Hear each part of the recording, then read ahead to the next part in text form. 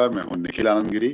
साथियों, वैसे तो हम कई सारे मुद्दों पे बात करते हैं, मगर जो सबसे ज़रूरी आज की तारीख में मुद्दा है वो है शिक्षा और सेहत, यानी आपका स्वास्थ्य। भारत में आप जिस भी राज्य में जाएंगे वहां पर अस्पताल कम हैं, मरीज ज़्यादा हैं। भारत की आबादी वैसे भी ज़्यादा है और डॉक्टर्स कम हैं।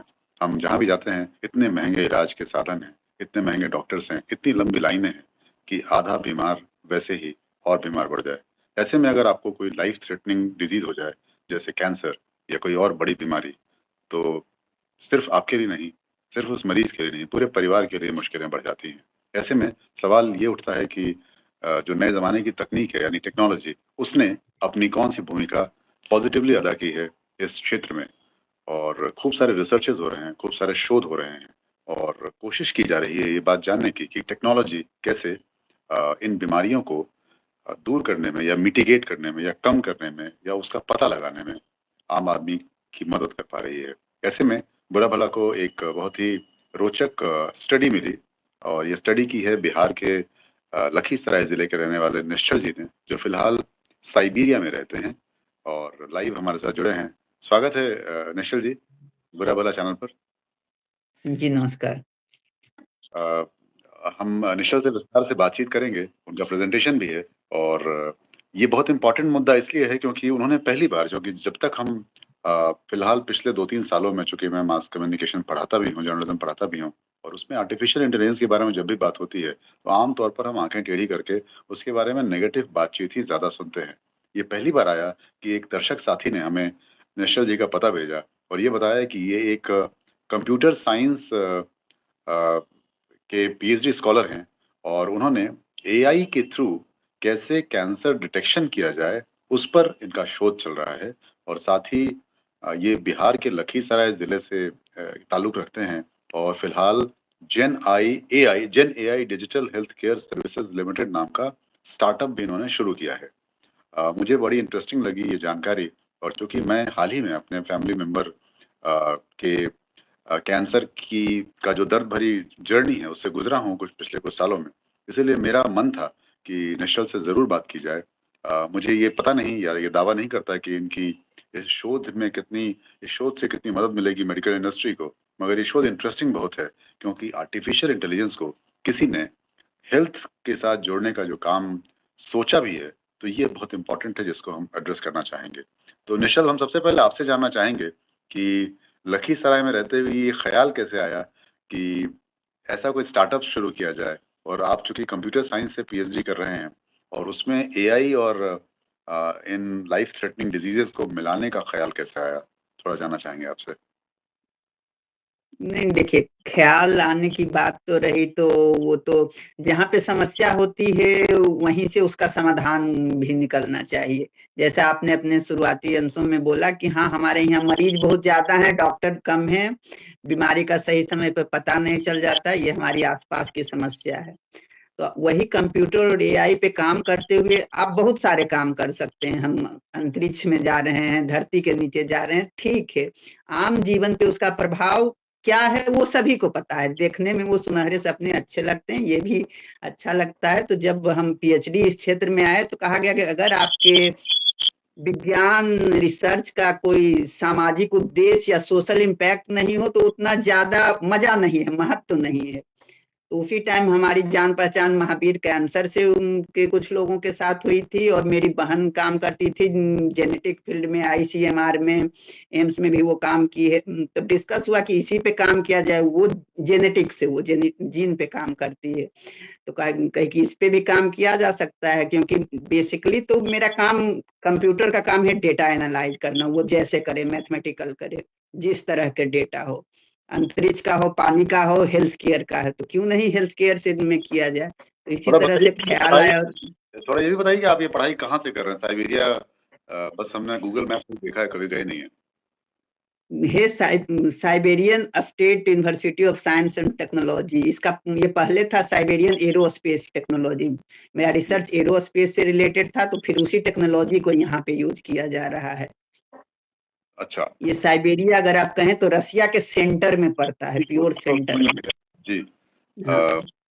तो अब आप बताएं जरा विस्तार से कि ये जेन एआई स्टार्टअप का आइडिया आपने बता दिया कैसे आया दिमाग में। अब बताएं कि ये आसान भाषा में अगर आम आदमी को समझना हो कि कोई आपकी तकनीक के थ्रू, जो कि आपका स्टार्टअप निश्चित तौर पर ये भी सवाल है कि ये डॉक्टर्स के लिए ज्यादा है या कस्टमर्स के लिए ज्यादा है, यानी कि मरीजों के लिए ज्यादा है, और वो कैसे ये तकनीक आसानी से मदद करेगी। अभी तत्कालिक रूप में हम डॉक्टरों के लिए इसका यूज कर रहे हैं, क्योंकि जब वो अच्छी तरह से समझ लेंगे, उनके साथ मशीन का कम्युनिकेशन अच्छा हो जाएगा, तो उसके धीरे धीरे मरीजों के लिए भी लाया जाएगा, लेकिन अभी इसमें समय लगेगा। बेसिकली अभी हम डॉक्टरों के लिए ये डिसीजन सपोर्ट सिस्टम टाइप का एक मैकेनिज्म होगा, क्योंकि उन्हें डिसीजन लेने में आसानी हो, ज्यादा से ज्यादा मरीज देख सकें, उनकी कार्यवाही प्रणाली तेज हो सके, इसके विषय में काम करना चाहते हैं। क्योंकि वो जितने ज्यादा, डॉक्टर भी एक तरह से डेटा एनालिसिस ही करते हैं, जितना ज्यादा रिपोर्ट देखना पड़ता है उनको, ये सब एनालाइज करता है। अगर उनका ये मैनुअल वर्क एक कंप्यूटर कर दे और वो बारीक गलतियां ढूंढ ले, जो डॉक्टर को ढूंढने में थोड़ा समय लगता है, चाहे एक एक डॉक्टर आप देखिएगा 18 घंटे काम कर रहे हैं, तो अगर कोई माइनर गलती होना ये स्वाभाविक बात है, कोई बड़ी बात नहीं है। तो ऐसी गलतियों से निजात पाने के लिए ही हम इस तरह का सिस्टम डेवलप कर रहे हैं कि कितनी ज्यादा मानव गलतियों को हम स्वास्थ्य सेवा से निकाल सकें, कि क्योंकि सुविधा ज्यादा अच्छी हो सके। जी, तो यानी कि एक तो इसका जो मुझे समझ में आ रहा है कि एक तो दुर्लभ जो रोग हैं, यानी कि जो रेयर डिजीज जैसे कैंसर है, उसकी अर्ली स्टेज में पहचान, जो आमतौर पे बहुत जरूरी भी है और बहुत मुश्किल भी होता है। आमतौर पे जो हमने आसपास के घरों में भी सुना है कि अंतिम स्टेज में या थोड़ा सा पहले पता चलता है किसी को, तो ये तो बहुत इंपॉर्टेंट है अगर ऐसा हो पाता है तो। दूसरा आपसे ये जानना हाँ चाहेंगे, क्या ये चूंकि आप लखीसराय से आते हैं और लखीसराय लगभग ग्रामीण परिवेश ही है, तो क्या इसकी पहुंच आम आदमी तक भी हो पाएगी। हाँ, देखिए, आम आदमी तक ही पहुंच के लिए तो इसका प्रयास किया जा रहा है, क्योंकि अगर ये सिस्टम जितना ज्यादा इफेक्टिव काम करने लगेगा, तो उतना ज्यादा ये समय के साथ आम आदमी तक पहुंच सकेगा। अभी तो आम आदमी के बारे में नहीं कर सकते, क्योंकि सबके पास अभी कहने के लिए मोबाइल है, और ये पूरा सिस्टम रन करने के लिए एक हार्ड सिस्टम चाहिए, कोड चाहिए, पूरा कंप्यूटर इंफ्रास्ट्रक्चर चाहिए, एक कनेक्टिविटी चाहिए, तो टाइम लगेगा। लेकिन ये आम आदमी, इसका उद्देश्य ही आम आदमी तक पहुंचने में, कितना जल्दी हम वहां तक पहुंच सकें। इसका अब तो आप नॉर्मल कर सकते हैं कि अगर आप कंप्यूटर में अपना सारा डिटेल दे सकते हैं कि हमको खांसी है, सर्दी है, तो दवाई और दूसरे तरह का चीज बता देता है। ये नॉर्मल इस तरह के अभी जनरेटिव एआई में ये काम चल रहा है। तो उसी के ये अगला कदम है कि उसको जेनरिक मॉडलिंग, इमेजिंग टेक्निक से जोड़ के सारे एनालिसिस करे। तो थोड़ा टाइम लगेगा, लेकिन ये आम लोगों तक भी इसकी पहुंच होगी। लेकिन वही है बात की विज्ञान अभिशाप है या वरदान, आम लोग इसका यूज किस तरह से करते हैं। हर कोई अगर डॉक्टर बनने फिर लग जाए तो वो दिक्कत वाली बात होगी। नहीं, उसके लेकिन रेगुलेटरी में बिल्कुल आपकी आपके जवाब में ही मेरा अगला सवाल था, क्योंकि ये दिक्कत तो वैसे भी है। अगर आपको खांसी होती है तो आप डॉक्टर का क्लिनिक बाद में ढूंढते हैं, पहले गूगल पर दवाइयां टाइप करते हैं। जब आप कह रहे हैं कि जी एआई से आप अर्ली डिटेक्ट करेंगे, तो क्या ये और भी पैनिक क्रिएट नहीं करेगा समाज में, जो आप मैं मेरा जो नहीं सवाल। नहीं, देखिए, सुनने में ये सब बहुत बड़ी बड़ी बातें लगती है एआई, और ये अगर इसके कोर में देखा जाए तो इसका आत्मा एक गणित है, मैथमेटिकल मॉडलिंग है, स्टैटिकल। तो वो जब भी प्रोबेबिलिटी डिसाइडिंग फैक्टर में जाता है तो वो हायर प्रोबेबिलिटी पे जाती है। वो आपको इस तरह गूगल में आप सर्च करते हैं तो वो बहुत तरह की जानकारी फेंक देता है, सही गलत की जानकारी के बारे में कोई जरूरी नहीं है कि उसमें पता ही हो उसको। लेकिन यहाँ पे वो आपको सटीक जानकारी की सुविधा देता है कि ये 90%, 95%, 98% सही है। तो इससे ये ज्यादा सुरक्षित करेगा। और इसके अलावा टेक्नोलॉजी में एक और जो बात होती है कि आपकी कॉन्फिडेंशियलिटी, यानी कि आपकी जो गोपनीयता है, वो भी सुरक्षित नहीं होती है। तो मुझे नहीं पता कि आपने इसको लेकर के कितना एक अच्छा कवच तैयार किया है या कौन से मानक अपनाए हैं, थोड़ा उस बारे में भी बताना चाहेंगे। देखिए, वो तो नॉर्मल ये जो हम लोग को पढ़ाया जाता है, कोई भी वो पीआईडी होता है, मैंने पर्सनल आइडेंटिफिकेशन रिवील नहीं करना होता है। सबसे जरूरी बात होती है खास करके मेडिकल क्षेत्रों में। तो वो तो हम रिवील कभी नहीं कर सकते कि किसके डेटा पे टेस्ट किए हैं, कैसा किए हैं, सब चीज। और दूसरा, जब लोग आते हैं तो इसमें सबसे बड़ा रोल गवर्नमेंट अदा करती है कि उसके नेटवर्किंग के थ्रू उसका सिस्टम कैसा है, उसका कानून कैसा है, सुरक्षा के दृष्टिकोण से सबसे बड़ा मायनक वो है। अगर मान लीजिए कि कहने के लिए हम अभी गूगल चाहे यूट्यूब पे बात कर रहे हैं, कहने के लिए गोपनीय सुरक्षा मानक है, लेकिन ये तो कहीं बाहर की कंपनी यूज कर रही है। वो जब चाहेगी वो कहेगी हमको भारत सरकार के कानून का क्या मतलब, हम आपको सब चीज दे सकते हैं। तो बेसिकली ज्यादा महत्वपूर्ण हो जाता है इसमें सरकारी मानकों का पालन करना। जी। तो इसके लिए मतलब ये तो मतलब आधा समझ में आया। मैं आम आदमी के लिहाज से समझना चाह रहा हूँ कि वो कैसे हो पाएगा। देखिए वो नॉर्मल होता है कि उसको इनक्रिप्ट किया जाता है, जैसे आपका नाम पता क्या बाहर नहीं आया, आपके नाम पता कुछ और भी जो दूसरे को नहीं, उसको इनक्रिप्ट कर दिया जाता है कोडिंग के थ्रू में, जिसका पासपोर्ट सिर्फ आपके पास होगा। जब आप लॉग इन कीजिएगा तभी आपको आपका आधार नंबर और दूसरी जानकारी दिखेगी। तो इस तरह से उसको कोडिंग और इनकोडिंग किया जाता है कि उस तरह के डाटा को पूरी तरह से, कि कंपनी भी जैसे व्हाट्सएप आप अभी यूज करते हैं तो उसमें कहा जाता है आपका बात हमारे बात इंक्रिप्टेड है, तो उसी तरह का इंक्रिप्शन किया जाता है कि आपकी ये सब डाटा बाहर नहीं जाए। जी। तो इसका इसका खर्च क्या आएगा? मतलब डॉक्टर्स के लिहाज से कह रहे हैं कि मतलब अगर आप स्टार्टअप शुरू कर रहे हैं तो डॉक्टर्स के लिए कितना अफोर्डेबल होगा ये इसको यूज कर पाना? नहीं, उस एफोर्डेबिलिटी पे ही काम कर रहा है। अभी हम आपको प्राइस तो वो नहीं बता सकते कितना होगा, लेकिन हाँ मेन उद्देश्य इसका है कि एफोर्डेबल हो, कम रिसोर्स यूज करे, हो, उसी के दिशा में चल रही है बात। अब देखिए कहाँ पे किस तरह की बात होती है, लेकिन पहला उद्देश्य हम लोग का ही एफोर्डेबल हो नॉर्मल लोगों के लिए भी। नहीं, अफोर्डेबल मतलब मैं सवाल इसलिए पूछ रहा हूँ कि हम भारत में रहते हैं और आप जिस जगह से आते हैं वहाँ की जो अफोर्डेबिलिटी का जो पैरामीटर है वो दिल्ली की अफोर्डेबिलिटी नहीं से ना, साथ। हम उसी के हिसाब से काम कर रहे हैं। बाहर के हिसाब से काम करते तो वो अफोर्डेबल नहीं हो सकता। कि दूसरे जगह के लिए, यहाँ के लिए $20 नॉर्मल बात है और 1500 रुपया हमारे लिए बहुत बड़ी मायने रखती है। तो दोनों में बहुत आसमान जमीन का अंतर है। तो उस बातों का ध्यान रख के इस पे काम इस तरह से किया जा रहा है कि उस बात को भी इसके अंदर रखा जाए। क्योंकि मैं बिहार में हूँ और हमारे बुरा भला चैनल पर जब आप जाएंगे निश्चल, तो उसकी प्लेलिस्ट में आप अभी मुजफ्फरपुर में एक नया कैंसर हॉस्पिटल खुला, टाटा का एक विंग यहाँ खुला है मुजफ्फरपुर में, हाल में 2-3 साल पहले। और हमारी बात हो रही थी जी डॉक्टर सिंह से, जो वहाँ के डॉक्टर हैं। तो उन्होंने बताया कि बिहार में भी कई जगहों पे या कई घरों में, लाखों घरों में स्क्रीनिंग चल रही है, कैंसर की स्क्रीनिंग हुई है और उसमें 3-4 हजार पोटेंशियल केसेस पाए गए हैं। तो मुझे नहीं पता हाँ उन्होंने कौन। हाँ, जी। ये चल रहा है, महावीर भी इसके लिए काम कर रहा है। हम आपको अगर प्रेजेंटेशन आप देखिएगा तो उसमें बिहार का कैंसर मैप है, खास करके गंगेटिक प्लेन के जो एरिया हैं, खास करके वहाँ आर्सेनिक रिलेटेड सर्विकल कैंसर हो जाए, बॉल ब्लेडर हो जाए, ये सब बहुत ज्यादा हो गया है। इसके रीजन बहुत सारे हैं, इस पे काम चल रहा है, लेकिन हाँ स्क्रीनिंग में ये दिक्कत आ रही है। ब्रेस्ट कैंसर की बात कीजिए तो वो भी आप देखिएगा हर जगह अभी पाया जा रहा है, हर 10 में 5 में किसी के बारे में सुन लीजिएगा।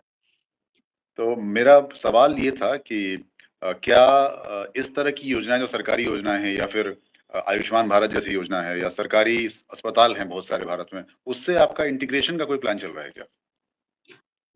हाँ चल रहा है अभी बातचीत में। देखिए अभी हम सबसे पहले तो महावीर के साथ हमारी बातचीत हो गई है, और रही बात उनके साथ मेरा पूरा माने MOU है, हम लोग मिलके काम कर रहे हैं कुछ पे। और रही बात सरकारी अस्पतालों में तो उनके साथ बात चल रही है अभी इतना है क्योंकि बिहार में सरकारी अस्पताल में कैंसर का बहुत ज्यादा भी PMCH NMCH मान लीजिए थोड़ा बहुत थे। हाँ सरकार जो नया लाई है कि हर जिले में कैंसर स्पेशलिस्ट हॉस्पिटल हो, तो अगर उस दिशा में काम बढ़ेगा तो जरूर हम लोग उन लोग के साथ मिलके काम करना चाहेंगे। अच्छा, एक चूंकि मैं भी पढ़ाता हूँ एक यूनिवर्सिटी में और आप चूंकि रिसर्च कर रहे हैं, तो सबसे पहले हम कोशिश करते हैं कि जो भी हमारी हाइपोथेसिस होती है, जो भी हम शोध करना चाहते हैं, उसकी टेस्टिंग करते हैं। तो क्या आपने भी इसकी कोई पायलट टेस्टिंग या इस तरह से इसकी सटीकता का परीक्षण कुछ किया है क्या? हाँ हाँ, हम लोग जो डेटाबेस पहले से ही है उस पे टेस्ट किए हैं, नॉर्मल कुछ है उससे। जैसे अब लोग हम जहाँ पे आएंगे, क्योंकि डेटा के आधार पे टेस्ट रिजल्ट होता है, तो वहां भी हम लोग डेटा कलेक्शन शुरू कर रहे हैं कि उसके अकॉर्डिंगली मॉडल किए। बिना हाइपोथेसिस प्रूफ किए कैसे हो सकता है? आप अगर जाइएगा मेरे गूगल प्रोफाइल पे तो वहां पे ऑलरेडी पब्लिश्ड रिजल्ट है, तो उस पे आप देख सकते हैं कौन सा डेटा कहाँ यूज किए हैं, क्या रिजल्ट है, क्या एक्यूरेसी परसेंटेज है। तो थोड़ा और आप अपनी जो आपने जो पढ़ाई की है, मैं थोड़ा जानना चाहूंगा। आपने बिहार का मैप के बारे में कहा, कैंसर मैप आपने तैयार किया। भारत के अलग अलग क्षेत्रों का कुछ आपने इस तरह का कुछ डेटा कलेक्ट किया हो तो हमारे दर्शकों से आसान भाषा में शेयर करना चाहेंगे क्या? नहीं, देखिए कैंसर मैप हमने नहीं तैयार किया, तो वो पहले से तैयार था। वो महावीर तक काम इस पे करती है, महावीर कैंसर वो उनका है। और भारत सरकार द्वारा ऑलरेडी ऐसे मैप बने हुए हैं कि कहाँ पे किस तरह से हाई में हार्ड मेटल के कारण कैंसर हो रहा है, कहाँ पे प्रदूषण के कारण कैंसर किस तरह का कैंसर बढ़ रहा है, कहाँ पे गला का कैंसर बढ़ रहा है। इस तरह के ऑलरेडी भारत सरकार का मैप इस तरह का है। और बहुत सारे टाटा, मतलब आप बात किए, टाटा इस पे काम कर रही है, तो मैप है इस तरह से एक्टिव। गंगेटिक प्लेन में जो आप बता रहे थे, इस तरह का एरिया ज्यादा है। आप शुरू कीजिएगा उत्तर प्रदेश कानपुर से शुरू कीजिए, इधर पूरा बिहार बक्सर भागलपुर तक आप आते जाइए, वो आपको स्पेसिफिक कैंसर केसेस इस रिलेटेड मिल जाते हैं अभी ज्यादा। जी। और चूंकि आपका स्टार्टअप अभी नया है, मुझे नहीं पता कितना स्टार्ट हुआ है। आपने कहा कि महावीर से आपका टाई अप हुआ है और भी कुछ संस्थानों से महावीर, हाँ, महावीर के साथ हमारा टाइड अप हुआ है, और बिहार के इंजीनियरिंग कॉलेज के साथ हम लोग टाइड अप कर रहे हैं, क्योंकि टेक्नोलॉजी का डिस्कस, क्योंकि आगे जाके उन्हीं लोग को संभालना है। वो लोग समझेंगे जानेंगे किस तरह से इस पे काम होता है। तो 12-15 गवर्नमेंट इंजीनियरिंग कॉलेज के साथ हम लोग डिस्कस किए हैं, MOU साइन किए हैं इसके बारे में, मैं तो टेक्नोलॉजी के बारे में आगे। आप मीडिया इंस्टीट्यूट के साथ, यानी हम जैसे पत्रकारिता के जो प्रोफेसर हैं जो पढ़ाते हैं, उनके साथ भी टाई अप कीजिए ताकि हमारे स्टूडेंट्स भी समझ पाएं कि कैसे टेक्नोलॉजी की मदद से आम आदमी के लिए इस तरह की जानकारियां सुलभ हो पा रही हैं। जरूर जरूर, आप लोग अवसर प्रदान कीजिएगा तो हम लोग जरूर इस पे काम करना चाहेंगे। कम से कम बुरा भला चैनल के साथ तो आपका टाई अप हो ही चुका है, जिस तरह से हम बातचीत कर हाँ रहे हाँ, हैं, जरूर। मैसेज को हम स्प्रेड करना चाह रहे हैं आपसे। एक और सवाल जो कि आपने पहले शुरू में कहा कि फिलहाल ये स्कीम डॉक्टर्स के लिए है, तो अभी और कितना समय लगेगा नहीं, कि स्किन डॉक्टर के लिए नहीं, ये मतलब कि एब्डोमिनल, ब्रेस्ट और स्किन, इससे रिलेटेड ये 3 पे काम हो रहा है। जी, नहीं नहीं, मैंने आपने कहा है कि अभी फिलहाल आप डॉक्टर्स के साथ कर रहे जी हैं, जी जी।